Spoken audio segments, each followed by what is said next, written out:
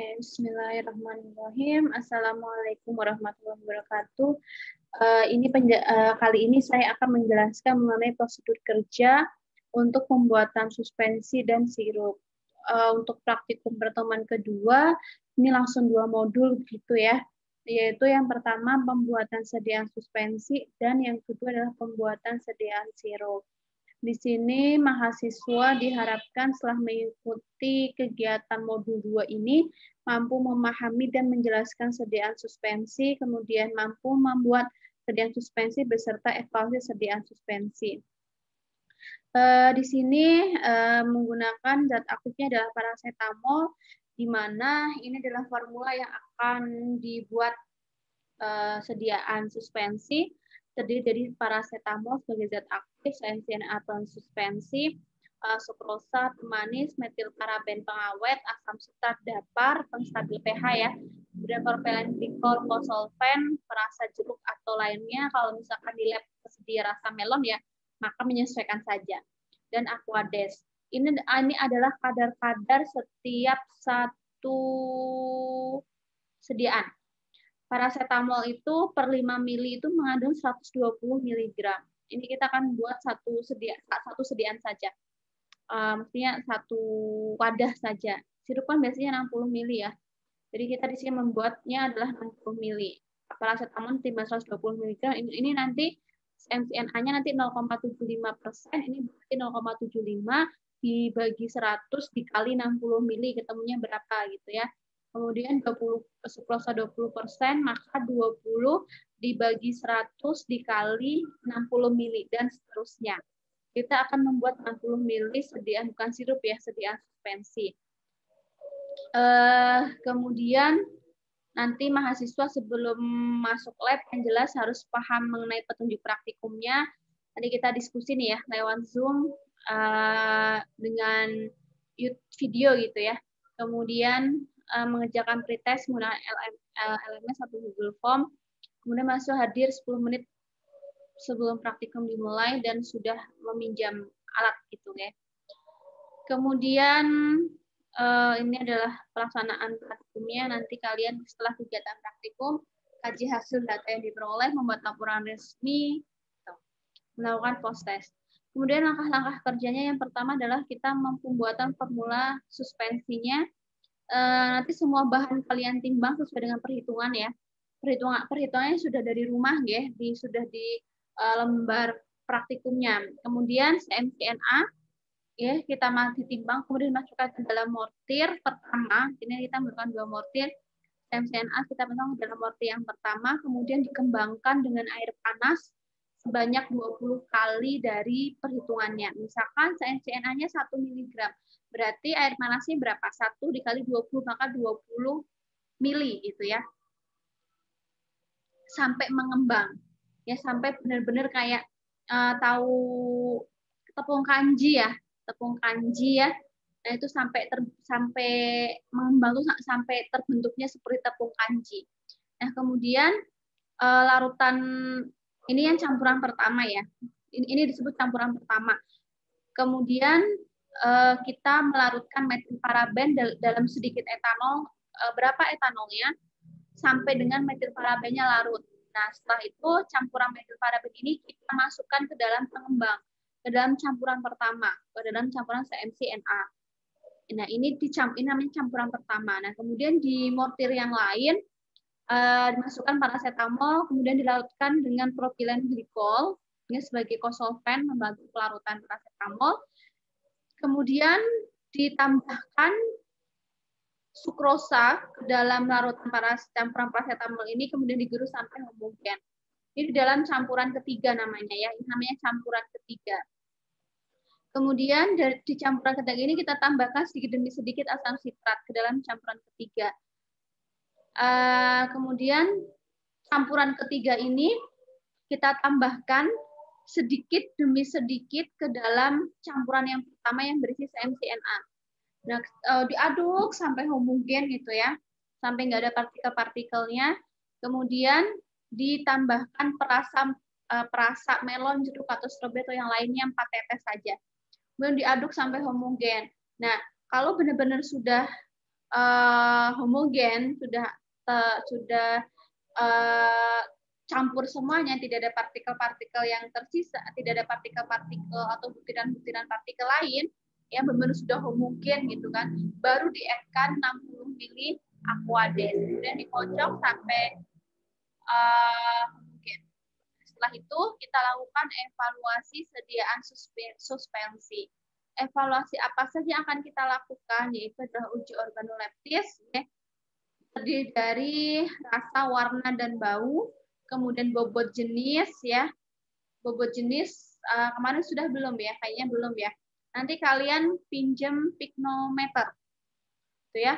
Nanti kalian pinjam pignometer, cara mengukurnya pada suhu ruang. Jadi pignometer yang digunakan itu benar-benar kering gitu ya. Pignometer nanti yang kering dan bersih ditimbang. Oke, ini menjadi berat agram. Kemudian pignometernya diisi dengan air atau aquades, kemudian ditimbang kembali, dicatat berapa menjadi A1 gram. Kemudian air yang tadi dikeluarkan dari pignometer, ya. Kemudian pignometer dibersihkan, kemudian dimasukkan sediaan suspensi yang kita bikin. Terus dihitung menjadi A2 gram. Nah, nanti untuk cara perhitungannya nanti akan dibagikan oleh asisten dosen atau asisten praktikum ya, beberapa jenis. Kemudian ketiga viskositas. Viskositas kita masih menggunakan bola jatuh ya. Kalau yang paling sederhana, caranya sama seperti praktikum yang lotion. Ini enggak 10 kali, tapi cukup 3 kali. Caranya sama seperti yang lotion. Pengukuran pH ini menggunakan pH stick ya, sama dengan yang lotion caranya. Kemudian, nah ini volume sedimentasi. Caranya adalah suspensi kita ambil sebanyak 10 ml, kemudian kita masukkan ke dalam gelas ukur bervolume 10 ml, ya. Kemudian biarkan tersimpan tanpa gangguan. Gitu. Nah, tadi yang volume 10 ml itu dicatat ya sebagai V0. Kemudian kita simpan, gitu ya, kita simpan selama sehari aja. Ini sehari saja ya, cukup sehari saja. Besoknya kita cek lagi. Gitu ya, itu sebagai V2 atau volume air atau VU. Kemudian parameter pengendapan dari sediaan suspensi dapat ditentukan dengan mengukur volume sedimentasi, yaitu rumusnya adalah F sama dengan VU dibagi V0. Gitu. Nanti kalau siapa tahu nanti terbentuk sedimentasi. Kemudian redispersi. Redispersi ini, evaluasi suspensi ini dilakukan setelah pengukuran volume sedimentasi konstan. Jadi nggak usah ini langsung diukur, dilakukan secara manual dan hati-hati. Jadi diambil 10 mili, masukkan ke dalam 10 mili suspensi, masukkan dalam 10 mili gas, terus kita putar-putar. Kita menggunakan tabung reaksi ya. Berarti nanti kalian ambil 10 mili menggunakan gelas ukur, kemudian kalian masukkan ke dalam tabung reaksi, kemudian kalian putar-putar 180 derajat Celcius. Kemudian diputar begini, dikocok begini, dikocok-kocok begini ya, kocok gitu kan. Kemudian formulasi yang dievaluasi ditentukan berdasarkan jumlah putaran yang diperlukan untuk mendispersikan kembali endapan partikel paracetamol agar kembali tersuspensi. Nah, kalau yang suspensi, kalau suspensi itu kan, jadi gini caranya, saya jelaskan. 10 mili dimasukkan ke dalam tabung reaksi. Nanti kan kalau suspensi itu kan ada partikel-partikel yang mengembang gitu ya. Nah, itu kita kocok-kocok. Nah, kita lihat berapa kali pengocokan yang dibutuhkan sampai dengan paracetamolnya itu terdispersi kembali, jadi terlarut kembali ke dalam pelarutnya. Nanti lihat ya, nanti kalau misalkan terdispersi secara sempurna diberi nilai 100. Ini nggak perlu, di sini saja. Kemudian dilakukan uji Fresh-Stauch cycle. Nah, ini sebanyak 50 mili ya, formula 50 mili suspensi dimasukkan ke dalam apa enaknya ya. 50 suspensi ini kita masukkan ke dalam Erlenmeyer aja kali ya. Ke dalam Erlenmeyer kurang 50 mili. Kemudian kita masukkan ke dalam kulkas selama 12 jam. Gitu. Kemudian setelah 12 jam diambil. Kemudian dimasukkan ke dalam suhu 40 derajat Celcius. Nanti tanya ke laboran. Ini kalau pakai suhu 40 derajat Celcius, mau pakai oven atau pakai inkubator, nanti tanya ke laboran aja ya. Selama 12 jam juga. Nah, selanjutnya dilihat, kemudian kalian ambil 1 tetes atau 2 tetes dari sediaan ini, kemudian dimasukkan ke dalam objek gelas, gitu ya. Dimasukkan ke dalam objek gelas, nanti akan kita amati di bawah mikroskop. Nanti kita amati apakah ada partikel-partikelnya atau tidak, atau ada pertumbuhan kristalnya atau tidak, gitu ya. Kemudian yang nomor 8 tidak usah kita lakukan, jadi hanya sampai dari nomor 1 sampai dengan nomor 7 untuk sediaan suspensi. Besok kalau masih bingung, silahkan tanya ke asisten atau tanya ke saya. Insya Allah saya besok ada di lab, nanti kalau daripada nanti salah, mending tanya dulu gitu ya. Tanya secara pasti ini langkah-langkahnya seperti apa. Gitu. Nah, selanjutnya adalah pembuatan sirup ini juga menggunakan suspensi juga. Caranya sama ya tadi perhitungannya ya untuk sirup, kita menggunakan paracetamol, mohon maaf. Caranya sama dengan yang suspensi tadi, perhitungannya di sini ya. Ini berarti paracetamolnya ada 120 mg, kita akan membuat 60 ml. Gitu. Propilen glikol 30%, 30/100 dikali 60 ml gitu ya. Nanti jadinya berapa? Kemudian sukrosa 60%, maka 60 dibagi 100 dikali 60, asam sitrat 2% dan lain sebagainya. Nanti kita bikin 60 ml. Perhitungannya sama dengan suspensi, cara perhitungannya ya yang sama ya. Kemudian langkah-langkah pembuatannya, yang pertama adalah kita timbang semua bahan, kemudian kita bikin sirup simpleknya dulu dengan cara ditimbang sukrosa, kemudian dimasukkan metil paraben, kemudian dilarutkan metil paraben ke dalam air panas. Jadi gini, jadi ini cara membuat sirup simpleknya itu metil paraben. Metil paraben. Ini kayaknya sudah ada deh sirup. Nanti kita bikin sirup simplex sendiri ya. Jadi metil paraben dimasukkan ke dalam air panas sebanyak 10 ml. Oke. Kemudian setelah metil parabennya larut sempurna ke dalam air panas, baru ditambahkan sukrosa ya, diaduk sampai sukrosanya larut sempurna. Ini bikin sirup simplex. Berapa sirup simplex yang ditambahkan nantinya? Ini sukrosanya ya.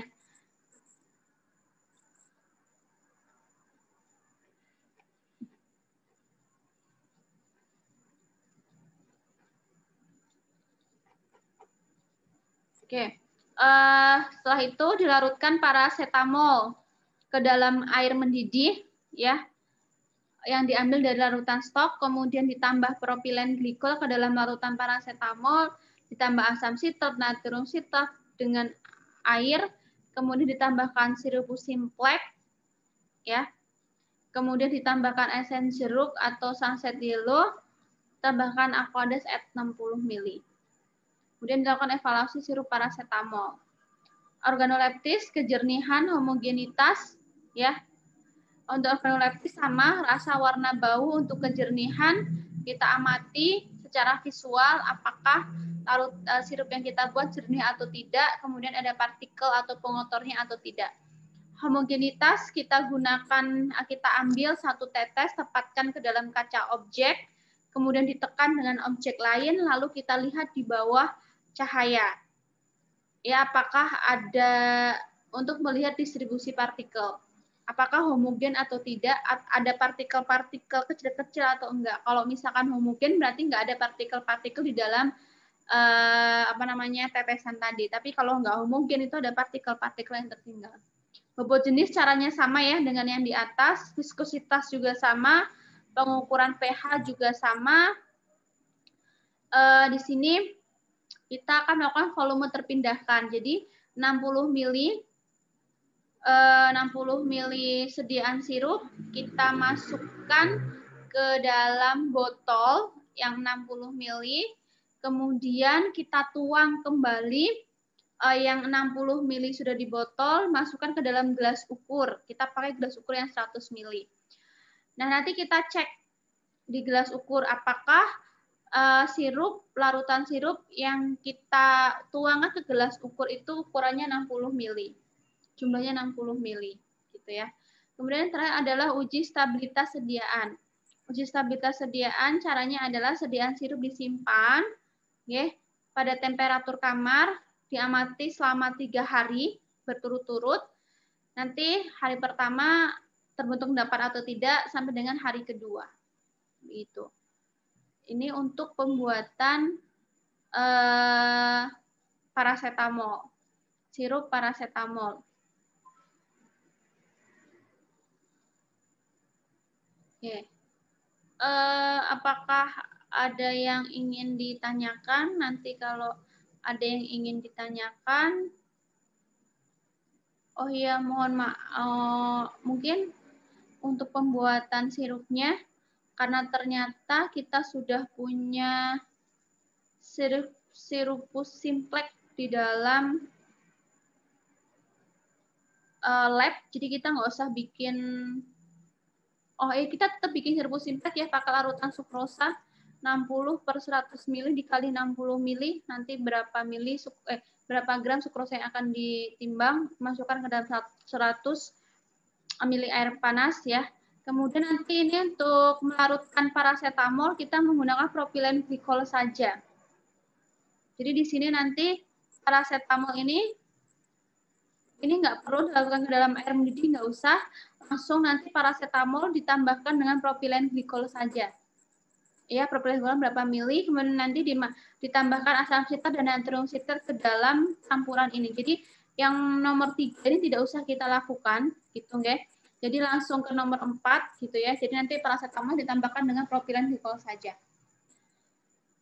Gitu. Oke. Terima kasih semuanya. Bila ada pertanyaan, nanti silahkan bisa dikumpulkan pertanyaannya ke koordinator mata kuliah ini. Nanti koordinator mata kuliah ini bisa WA saya ya, pertanyaan-pertanyaan yang ditanyakan. Nanti akan saya jelaskan kembali apa yang masih dirasa kurang jelas gitu. Terima kasih semuanya. Mudah-mudahan kegiatan praktikum kita berjalan dengan lancar untuk 1 minggu besok, langsung 2 praktikum yang akan kita lakukan. Harapannya adalah teman-teman benar-benar membagi waktu, ya, benar-benar membagi waktu.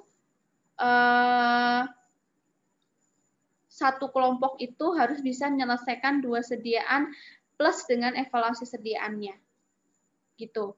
Gitu ya, dengan waktu 150 menit praktikum. Harus cukup, ya. Karena saya tidak mau waktu sudah selesai, tapi praktikumnya belum selesai. Begitu dari saya. Terima kasih banyak.